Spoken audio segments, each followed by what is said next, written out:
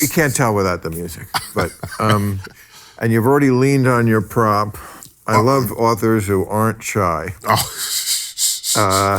Well, we will get to this. I've been reading this. You know what? You have? Yeah, okay. It's much more pop culture. Yeah, very pop culture. Very pop culture. So you dumbed it down for me personally? No, I provided scenery along the way. While you're learning your science, you can capture some pop culture moments. What are the scientists talking about these? What's new in outer space, Doc? No, I feel like half of me is tending to scientific diversions in the public, you know, aliens or UFO sightings. I know. We'll get to that. But I want to know actually, like when you're in the coffee clutch with your other egghead. What do we talk about? What's the gossip out there? What's putting a tingle in your anus? Okay. That's not where I get my tingles, but fine. Hello, everybody. Welcome one and all to another episode of Revelations on Club Random with Bill Maher by yours truly, Dr. Nasir, on the Dr. Nasir Shaikh Show. This time we've got Bill Maher with his guest, astrophysicist and scientist Neil deGrasse, and we just heard him asking Dr. Neil, hey, what puts a tingle up your anus? Let's see what we can reveal with Revelations on Club Random coming up right now. Oh, but before we get to that, what is this with Bill using his hand to grab chunkfuls of ice and put into his glass? Word of note to any other guests coming on, don't use the ice if Bill uses his hand to put it into his glass. Just beware. Anyways, let's get more onto the video. I was going to work that. Yeah, I don't know about your anus, but okay. Yeah. So my anus. Like, what is going on with Uranus? You must know. Like, do planets like that change? Or they have some lives. Gossip we could get. No, not from Uranus. That would be Uranus, obviously. Now, before we go a little further here, I just have to point out that if they're going to discuss Uranus, then both Neil and Bill should know that there are many people out there, like myself and you folks out there, you probably might have a bias view of Uranus, right? It's very possible. There's a lot of people out there and they have a lot of biases, right, towards the subject. They may have a bias view. All right, enough of that. Let's continue on. Okay. Oh, really? Is that the way you're supposed to? If you're older than age 8, yes, you say Uranus. Do you have a drink? Yeah, I'm doing want a drink? I'm doing a Grand Marnier here. What do you drink? A Grand Marnier? Yeah, I'm a wine guy, but when I have wine, it's with food. Oh. And generally not otherwise, but if I'm just chilling, as I am with you. Excuse me, a wine guy. Chilling. Yeah, and I can hang with the snobbiest among them. So, just. Really? I mean, you mean like you know about wine? Oh, yeah. You do? Academically, yeah. I mean, I know. Oh, yeah. Sure. So that's like a hobby? Yes, that's a right way to say that. So if you had like an Australian Shiraz, a California Cabernet, a California Zinfandel, a French Bordeaux, French Burgundy, a Spanish Rioja, I would just go right on down and tell you which one they are. The human brain barely works. But enough about Matt Gage.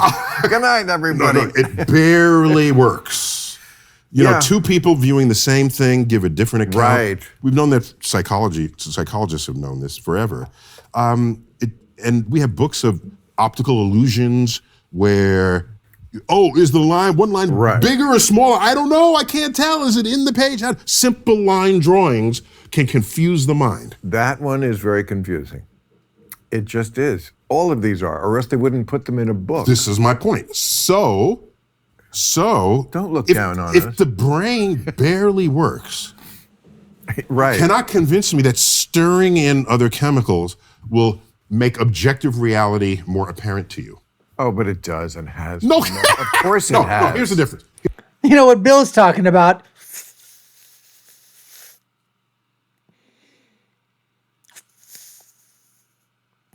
That's what Bill's alluding to. Here's the difference. More artistic. That's different. Fine. I know. Fine. But I am sure. If it unlocks creativity, fine. Right. Well, there's no creativity in your field? There is. However, in my field, nature is the judge, jury, and executioner of my creativity. Right. Whereas to an artist, Correct. there's room there. You're right. That's the difference. If Van Gogh did not paint the Starry Night, or if Beethoven didn't compose the Ninth Symphony, no one ever born after them is going to do that. Whereas if Einstein wasn't born, somebody or some combination of people would have eventually found relativity. No doubt about it. So our creativity is... I have to say a little bit here. Neil is saying what? If Beethoven wasn't there, Van Gogh wasn't there, if some of these others weren't there, Schubert, whatever, some of these other artists, and we're talking about some of the great mathematicians, some of the great scientists, some of the great artists, some of the great intellectuals. If they weren't there before, there's others that came after them. Somebody else would have designed, it wasn't just Galileo and Van Gogh and some of these other artists that were out there that were painting and presenting and having ideas. So I think Neil, anyways. On a landscape where there's only going to be one answer there, not for the artist. So yeah, stir in the chemicals for the artist, and you'll see the world in whole new ways. Okay, create art, music. You know what? And with the microdosing, that's a whole frontier right there, right? This is not a hill I'm going to die on with you, because I'm basically of the same mind, because I know, especially through relationships, being in show business. I always say I'm in show business, I'm not of it. So I'm not over there with the, I know what you mean, but I've known people who were artists, in a relationship level, and they just come at a truth a different way. It's not linear and it's not rational. We call these people women. No, no, not just women, but there is an artistic. Talk about triggering. Oh, good one, Bill. That was really good. Got to give one there for Bill Maher. All that stuff talking and then hit with the women. Uh-oh. Trigger alert out there, folks. Someone's going to get triggered about this. Some feminazi is going to get triggered. Way of perceiving reality. And it can be very frustrating. Like if I'm much more of the logical type, and do other people think that about you? Yes, they do. Okay, just checking. I know the fact that you and I disagree on a number of things makes me sometimes question, well, maybe he's wrong about the outer space shit too, because normally what I do. Wait, if someone who disagrees with you means they're wrong and you're right? No, it just makes. That's what you just said implied that. It does question. If you disagree with someone on A, B, C, D, and E, right, and then F. See, F for us would be your field, which I know nothing about, and I know you're a genius in. I know that. So when questions about astrophysics come up, I always just go, whatever Neil deGrasse Tyson says, I'm down with that. Okay. If he says the Big Bang Theory happened and the whole universe fit into a marble, it sounds a little fucking weird. Yeah, the universe is under no obligation to make sense. No, to I understand that. Okay. And I understand that what I have faith in, and of course everything is faith, even though we're both atheists, what I have faith in is that even though I can't understand how that happened, you do. You really do. Okay. However, you put in the 10,000 hours. Okay. You have the big brain. You figured this out, and I trust you on that subject. I don't trust you on everything else. But you don't have to. I know, of course. But if I have a view of something that is factual, it's because the evidence I've seen supports that view. I don't have beliefs in things that are not otherwise supported. Yeah, but by evidence. And I would ask you, what does it take to change your mind? Because I know exactly what it takes to change my mind. It's the weight of evidence brought to bear on a question or a problem. And my belief in it, if we use that word. What I would have to say here, though, to Neil, and this is what happens, is that you've got facts, I've got facts, and then there's the fact. So that is true. What he's saying in reference, Bill basically said that when you're talking about astrophysics, scientific questions that are out there, he's going to defer to Neil. But on certain topics, certain subjects, where Neil may not have a mastery of that subject or may not know of that or study that subject that much, Bill says, you know what? And that goes for anybody out there. It doesn't mean you can't have opinions or well thought out views and express them. And especially somebody of, Dr. Neil's capacity, obviously very intellectual, unbelievably brilliant, super, super smart. But there's a lot of things that I don't agree with Neil either. And a lot of people don't either. And that's okay. Express those views, express those different sentiments. What we agree upon, great. What we disagree upon, we agree to disagree. Is proportionate to that evidence. Right.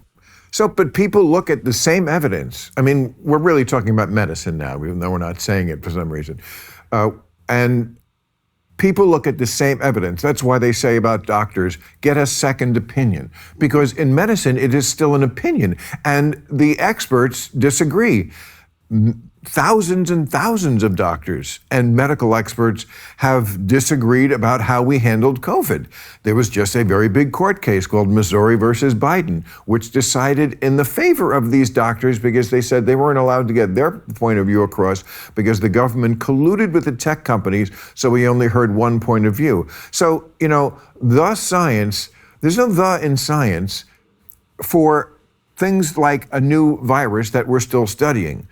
And still don't know a lot about. And that's why there is dissenting opinion, lots of it. You don't even hear all of it because they're so intimidated. So like something like that. I'd like to address that. If I Yeah, may. go ahead. Okay. So with the Monday morning quarterback, as we all are after the facts, we could go back and restructure how the rollout would have and should have been done. There's no question about it, okay? About, the discovery of the virus, the development of the vaccines, the rollout of the vaccines, the progress of the virus, the mutations of the virus, the lethality of the virus, the comorbidities of the virus. All of that could have come out better. And I'd like to think somebody made a book of recommendations from this. So the next time we have another pandemic, which is not, we don't have to wait a century for that we're prepared in a way that people are properly informed. That's my first comment. Well, we're making that book as we go because lots of stuff we know now that we didn't know. No, that wasn't a good idea. Or, oh yeah, the virus actually. Correct. But people were not honest enough about the uncertainties at the time they made their declarations. And part of it, the other half of this is, when you learn about science in school, what do you think science is? And most people think it's what's in a book with bold-faced words that you memorize and take the test. And you don't realize it's a process. Of querying nature. Yes. And coming to an understanding. So now here's my point. More relevant to what got you into this. Science is not the word of any individual. Science, the objective truths of science are established only when there's multiple tests on a level where the individual no longer matters because it's the collective body of evidence. Totally agree. What we have in this world is, and you've seen this in all manner of categories, you're channel surfing on YouTube and somebody says, the establishment thinks this, but I have the real answer and they're trying to suppress it. This is irresistible to go listen to that one person who's opposite the establishment. And here's the thing. Okay. Just because the establishment doesn't agree with you, it doesn't mean you're correct. So you can say this expert and this expert. I don't care about the expert. But you're setting up a dynamic between the establishment, which is to say Dr. Fauci, and a crazy person who thinks there are chips in the vaccine. Yes. I'm talking about Fauci versus Dr. Martin Kulldorff. No, but I'm saying Fauci versus Jay Bhattacharya. These are... Hold on. Okay. These Fauci. So that's... I'm getting it. So don't pretend that... I'm on it. Fauci. I'm on it. Fauci, in principle, should, and most of the time does, represent the mainstream understanding of the drugs, the disease, the reactions, and the like. Well, we're going to end it, folks, right then and there. We've got more. We're going to load up some other videos here for our other installment of Revelations on Club Random with Bill Maher. But as Dr. Neil deGrasse was talking about, that Fauci, for the most part, is mainstream. Yeah, mainstream in terms of determining things that should never have occurred. Gain of function testing for one. But anyways, we will digress from this. We'll have more of this in the future, folks. Check out those video links above and below. You've been watching the Dr. Nasir Shaikh Show. I'm your host, Dr. Nasir. If you haven't done so already, subscribe to our channel, hit that notification bell, like, share, and follow us. Check out the links I said before. Leave with my final thoughts, which are, when you're right, you're right. And when you're left, you're wrong. We'll see you again next time, folks. Take care and stay safe.